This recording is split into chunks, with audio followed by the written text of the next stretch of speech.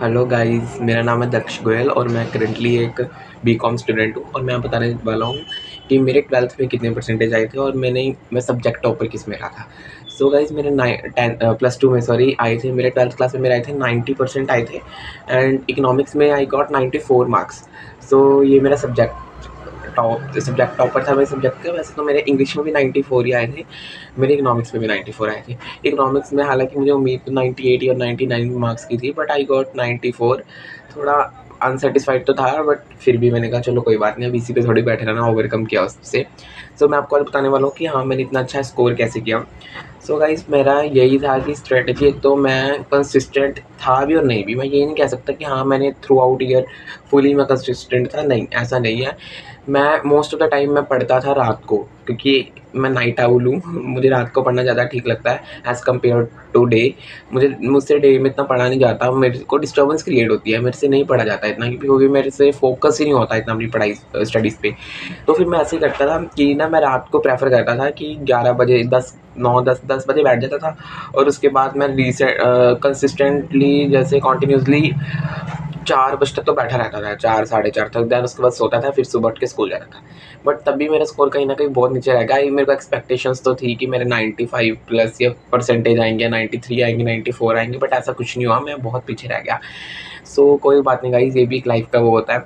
तो फिर मैं आपको बताने वाला हूँ इकोनॉमिक्स का मैंने कैसे किया था। तो मैं ना आपको बताता हूँ, इकोनॉमिक्स में ना मेरा यही था फंडा कि ना, मैं एक एक क्वेश्चन को लिख के देखता था। हाँ जी, मैंने सिंगल क्वेश्चन, चाहे वो 2 लाइन्स का चाहे वो 3 लाइन्स का, मैं लिखता ही लिखता था उसको, क्योंकि मैं प्रेफर करता था कि जितना मैं अच्छे से लिखूंगा, मेरी मिस्टेक्स मेरे को उतनी पता लगेंगी। और मैं डायग्राम जिसका होता था, देखो वो तो आपको ही पता है, जिसका डायग्राम है उसका तो आपको बनाना ही बनाना है। ये कोई वो नहीं है कि हाँ कि जितना आप डायग्राम ऐड करोगे ना, उतना हाँ जो टीचर है सामने वाला, जो आपका एग्जामिनर होगा, वो भी खुश होगा कि हाँ बच्चे ने वो किया है, कि अच्छे से उसने पूरे मेंटेन किया डायग्राम। और ना मैं आपको ये बात बताऊंगा, मैंने कहते हैं कि पॉइंट्स में लिखो, हाँ पॉइंटर्स में आंसर लिखो, अच्छी बात है। बहुत सारे ट्यूटर्स भी ऐसे कहते हैं, बहुत सारे एजुकेटर्स भी कहते हैं, है ना, कि आपको पॉइंट्स में लिखना है, अच्छी बात है। बट मैं अपने बता रहा हूँ कि मैंने कैसे किया था। मैंने पॉइंट्स में नहीं प्रेफर किया था, मैं पैरा में ही लिखता था आंसर्स, क्योंकि मुझे ऐसा कहीं ना कहीं मुझे ऐसा लगता था, अगर मैं पॉइंट्स में लिखता था तो मेरी कहीं ना कहीं क्वेश्चन की लेंथ हो जाती थी।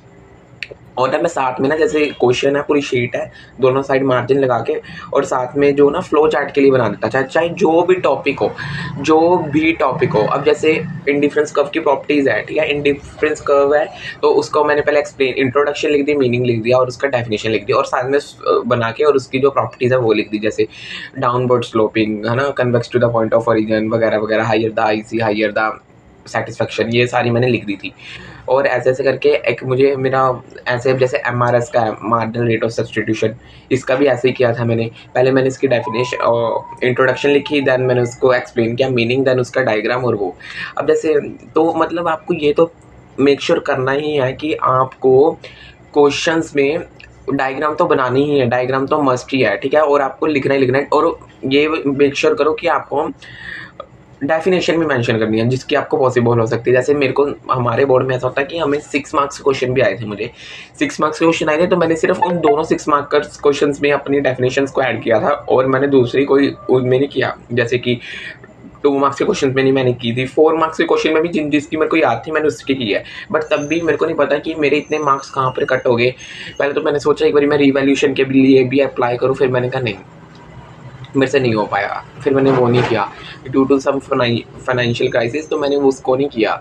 मैंने कहा कि फ़ायदा भी कुछ नहीं, चलो गाइस फाइनेंशियली भी बंदा एक बार कर लेता है, पर फ़ायदा भी कुछ नहीं था। तो फिर मैंने ऐसे ही किया, फिर मैंने उसमें मेरे को 94 मार्क्स आए। तो मैं आपको यही बताना चाहता हूँ कि आपको ना कंसिस्टेंट तो रहना ही है। मतलब अगर आप, चलो आप नहीं भी पढ़ पाते, बट आपको ये करना है कि मुझे इकोनॉमिक्स के 2 क्वेश्चन तो लिख के देखने हैं। क्योंकि मेरे बहुत सारे ऐसे फ्रेंड्स थे जिन्होंने ना इकोनॉमिक्स को ऐसे मतलब उनको पता ही नहीं था, उनको लास्ट तक भी नहीं पता था कि ये क्या है क्या नहीं, मतलब वो भगवान भरोसे जैसे मर्जी पास हो गए। बट हमारे 2-3 बच्चों के थे, अच्छे मार्क्स थे काफ़ी। तो मेरे तो बहुत अच्छे मार्क्स, मतलब मेरे को एक्सपेक्टेशंस तो होती थी कि 95 या 96 आएंगे, इससे भी ज़्यादा आएंगे, बट मेरे 94 ही मार्क्स रह गए। बट चलो ठीक है, मैं आपको ये कहना चाहता हूँ कि जैसे ऑथर का नेम है, तो आपको उसको अच्छे से हाईलाइट करो, ठीक है। उसके बाद अपने पॉइंट्स में जो मेन कीवर्ड्स हैं उनको आप अच्छे से अंडरलाइन कर सकते हो, बॉक्स में रिप्रेजेंट कर सकते हो।